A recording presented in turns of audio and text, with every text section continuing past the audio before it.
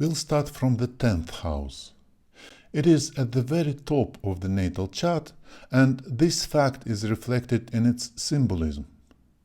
It shows what the person aspires to achieve in his or her life, which means career, profession, and other ambitious achievements. It symbolizes the status that the person has in the society, or at least desires to have, and might be able to achieve at some point in life. The 10th house also shows the person's superiors and relationships with them. It can also show the person's visibility in society, so to say, i.e., how much he or she will be noticed and for what. If the 10th house is emphasized in a natal chart, that means that achieving some prominent position in society, obtaining some rank or status, having a profession is important for the person. Depending on which planets are in this house, we can decide which professions are the most promising or rewarding for the individual.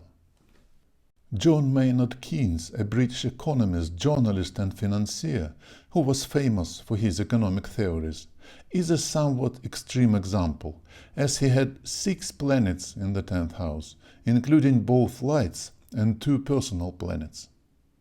This can tell us that he had more than one profession, and that he was quite well known in the society. You might notice that there are many people who have a wonderful career and are very well known in the world, but they don't have that many planets in the 10th house, or they do have but only 1 or 2. That's similar to how an empty 7th house doesn't mean that the person won't have a spouse. To understand how this works, we need to know about the rulers of the houses. But at this point in our studies, we don't know enough yet to speak about the rulers of the houses, so we'll return to them later. But generally we can say that if a house is empty, the person doesn't make the corresponding area of life a top priority. He or she has other priorities, and while being occupied with them, they achieve results with the matters of the empty house as well. Like, it might be most important for a person to be very bright and creative, and when they succeed in this, they become famous, but as a result, not because their aim was to become famous. Now, the 6th house. One of the most important of its meanings is work. It's the house of work. And in this sense it is related to the 10th house. The 10th and the 6th houses are used together when deciding which occupation is most suitable for the person. But the 10th house is profession. In some sense it's the side of work that is visible to society, while the 6th house is the process of work. What and how the person actually does, his or her attitude to work. If the 10th house is stronger than the 6th, the person is more interested in being a boss than in actually doing some work. If the 6th house is stronger, the person is more interested in work itself, and therefore can be a good employee, but perhaps wouldn't be able or wouldn't like to be a boss. Sometimes a busy 6th house can show a workaholic, and in the chart of a boss, the 6th house can show how good is the person with his or her employees. Another important meaning of the 6th house is health. It's like how well does the body work.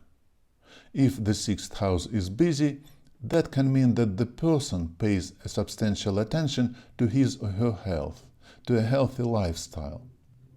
This house can also show problems with health, so it is useful in medical astrology. Traditionally, the 6th house is related to those animals who are like helpers or servants to humans.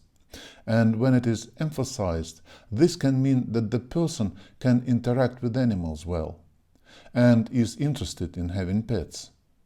Maybe not just to love them, that's a matter of the 5th house, but to train them, to teach them to do something useful. An interesting example is Louis Chevrolet. He became quite famous as a co-founder of the Chevrolet motor car company, but looking at his sixth house, we can understand he isn't just a boss. He used to doing a lot of things himself. And indeed, for many years he worked as a mechanic. So we are now familiar with two more houses, and your homework is to find among your friends and relatives people with these houses emphasized, and to think how are they manifested in these people's lives. And in the next lesson we'll learn about two more houses.